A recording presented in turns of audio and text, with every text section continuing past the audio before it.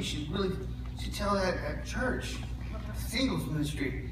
And I said, yeah, that sounds like a great idea. I felt really good about the moment. I said, I'll do that. That sounds good. And then this ball started rolling, and the next thing you know, I was giving my testimony, and I was like, whoa, I thought I was going to tell a story.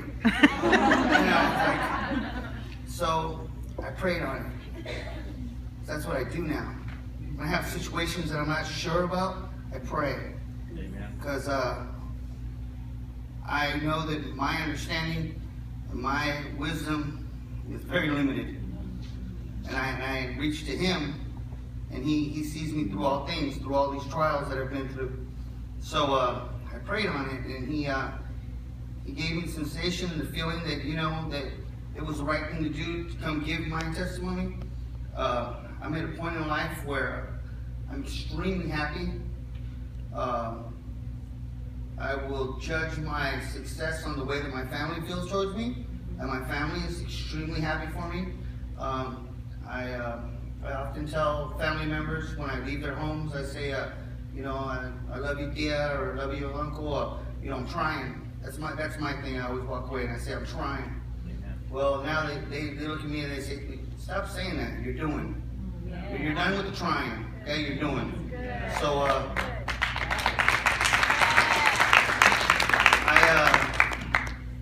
I'm going to tell that story, but I have to give you a brief, description or, understanding of who I am and how I got here, how I got to this sensation, to this being that I am now. I started off at an amazing, beginning of my life. I actually, I was named after the greatest man that ever lived. For those of you that don't know my actual name, my name is Jesus Alberto Acosta. So I am named after Jesus Christ, which is Jesucristo. I was born into a loving, caring family. I learned of God at an early age. I went to Catholic school from kindergarten through 3rd grade, and everything was good. It was off to a good start. And tragedy hit my life. At the age of 9, my mother died in a car accident. And 13 months later, my father died in a work accident. And I was, sent into a haze, we'll say. And before I worked on this testimony, I've always remembered this moment, but I never thought of how evil the moment was. I just thought it was a turning point, but now that I see it through different eyes, I realize that it was a demon.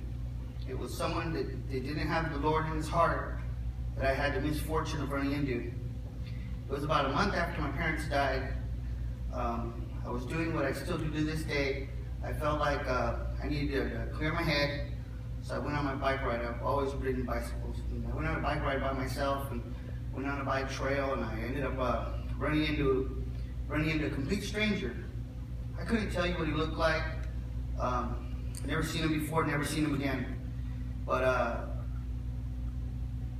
we were right at the rest stop, and I was getting some water, and he was there sitting there, and he seen me, and he said, what's going on with you?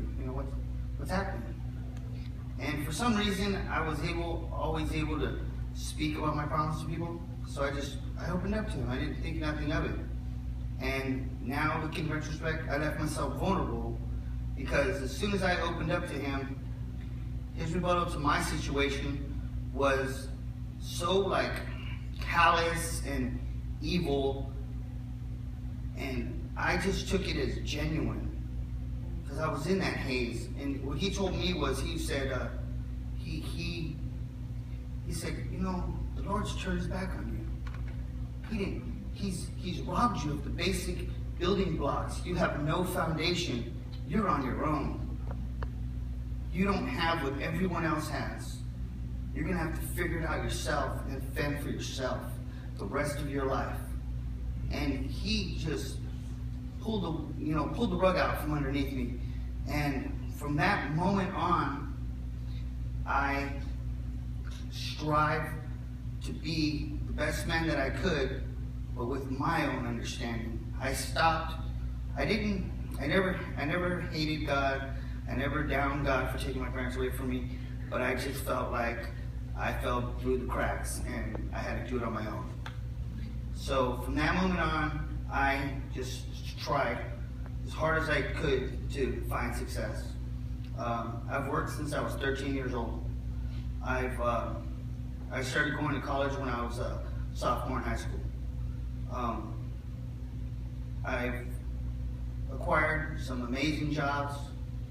I've had great opportunities, and every time I get to a place of success, I would destroy it. I would become my worst enemy. I would fall down again, and then I would move. Because I have enough skill set and enough experience where I can be left in the middle of Indiana today, and by 6 months from now, I'll be on my feet. I'll have an apartment, I'll have a car, I'll have what the basic building blocks, what a guy needs, food, clothing, shelter. I could achieve that.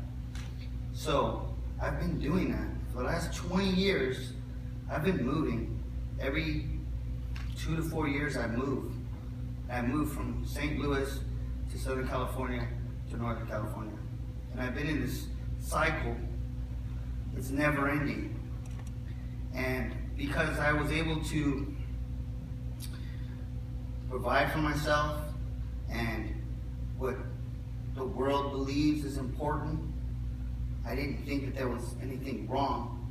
Yet I knew that now that I got older, I knew that my system was flawed because it had no basis. I was building my house upon sand, and it kept being tumbled over by the first storm that came by.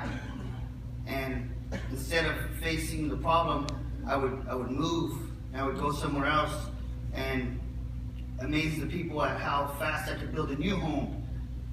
And they didn't know my last failures. So I can go into a new group. And I've been doing this for the last 20 years. And this last time, I moved from St. Louis here to back to California.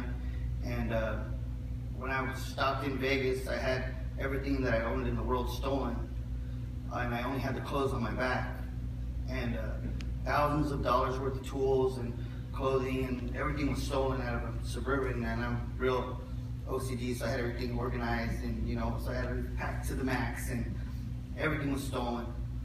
And I had got laid off, purposely laid off, and but I had no intention of being on unemployment. But so when I made it to California, I needed the unemployment, so I asked for unemployment. I'd never been on unemployment, working since I was 13. And so I started this unemployment deal, and I was making decent money a week on unemployment, and I started smoking weed and started just falling deeper and deeper into depression. And what I ended up doing was I ended up wanting a change. I ended up wanting a new leader to my organization, to my soul, because the ideas that I had, they weren't getting me anywhere. I was going to sleep crying every night. So I often tell people, I've always had great advice for other people. So I started, referencing some of my own advice, and one of the things that I always tell, especially men, is I say, a man matures by leaps and bounds at the moment he realizes he's completely wrong. So I realized that. I realized that I was wrong. I realized that God didn't forsake me, and that I had his best intentions. He had his best intentions for me, and all I needed to do was to let go of these thoughts that I had, these ideas that I had, and focus on what he wanted for me. So I reached out to my family, which I had never really done before as well. I have 150 plus family members that live in here in Vacaville, and they've always wanted me, always wanted to help me, always wanted to be there for me. I've never done, drugs or drinking or anything, womenizing, nothing. I've never done nothing in front of my family, because I've always held them on a pedestal So I've always been ashamed of what I've been doing and doing it in other states and down south or wherever else I could find myself. So I asked for their help, and I moved up here, and you know, within a week or two I had a job and ended up getting a commercial license and just moved on progressively. I've been here for 2.5 years, and I stopped smoking weed the moment that I moved up here. You know, I haven't done heavy drugs in years. I don't like, it's been over 5 years, but I don't like put a date on it because I don't like to be like, I just want to forget that part of my life. It's been so long that it don't really concern me. So yeah, I moved up here, and I, you know, progressively switched jobs a couple times, and now I've been blessed with an amazing opportunity. I've been a year and a half now. I work at RTC. I work at Richmond Technology Center. I work in research and development. I thank God every day for my job. I go there and I represent Him to the best of my ability. But as soon as I came up here and my mind was becoming clearer and clearer, you know, my family members were like, you know, they even tell me now, they were like, when you first came, we weren't sure if we had did the right thing because you were so, you know, your brain wasn't all, you were everywhere. You were thinking about too many things. You were so stressed out, and we weren't sure if the person that we loved and knew that could succeed was still in there. And I had to work things out, and one of the things that I knew for sure that was the only way that I was going to get this relationship that I wanted with God was to find a church. So I went to several different churches. I came here and I heard the word through his vessel, you know, Pastor Dave, and it touched me. And I came with my aunt, and my aunt was telling me, you know, like I came here, and then the next week I went to a different church. My aunt was like, oh, you need to come back to the Father's house. You need to come back to the Father's house. And it took me about a month of going to different churches to the point where I was like, I felt something at the Father's house. This is what I need to go pursue that avenue. I need to pursue. I feel that the Lord is present there. But I knew that I didn't want to go with my aunt or my cousins. I have several family members who come to this church. I needed to go by myself. So that's how I ended up coming on Saturdays, because they all come on Sundays. And I'm coming on Saturdays because I needed to be there by myself. I needed to show that myself that I'm not going so that they know that I'm there. I'm going so I know that I'm here. This is my one-on-one relationship that I'm trying to build with Him. Yeah. And so that's where I was headed, and that's where I've been ever since. And I've been at the singles ministry here since October of last year, November last year, and it's been amazing. I've made some amazing friends, hopefully lifelong friends. I'm on baseball or the softball team. I'm on the committee for the barbecue as well. I do Adopt-A-Block as well, and all of this has just enriched my life and have made me such a more happy person and made me a free person. I'm free on the inside. I'm able to have peace. I'm able to be proud of my life. I often tell people, someone will try to send a rumor my way or something, and I'll say, you can GoPro me. I'm good. You can watch me throughout my day of what I'm doing, or where I'm going, and how I'm talking or carrying myself, because I'm part of a church now. I'm part of a church now, so it's been a great change. So with that, let me tell you how this story went by. So I'm at work, and my work, you know, it's we're third on the Fortune 500 company and of the U.S. and it's very cutthroat. There's everybody wants to get in one of their relatives. Everybody wants to get in their son or daughter, you know, and it's a very good career to have. So there's a lot of rumors go on in my work. If somebody's not meeting up to expectations, somebody's going to point it out right away. And one of the guys that I work with quite often, he likes to talk because he's real good friends with one of the higher ups, so he feels that he's secure. So he'll talk bad about this person, that person, and over here, and he's just ready to point out any negativity that you do. So one day, my boss is not in the greatest of moods, and my boss is agnostic. That will come into play later. My boss is not in the greatest of moods, and he starts questioning me about what I was doing, and his co-worker is on the side of him, egging him on. Wait a minute, didn't you tell Jesse to do that? Wasn't he supposed to do this? Why is he even working on that? Man, that guy doesn't listen to you. And just making him, infuriating him, right? So I get furious. And I'm like, so finally I call him out and I say, hey, I don't need nobody to help me make the boss mad. I do that by myself. That's kind of one of my things. So I don't need your help.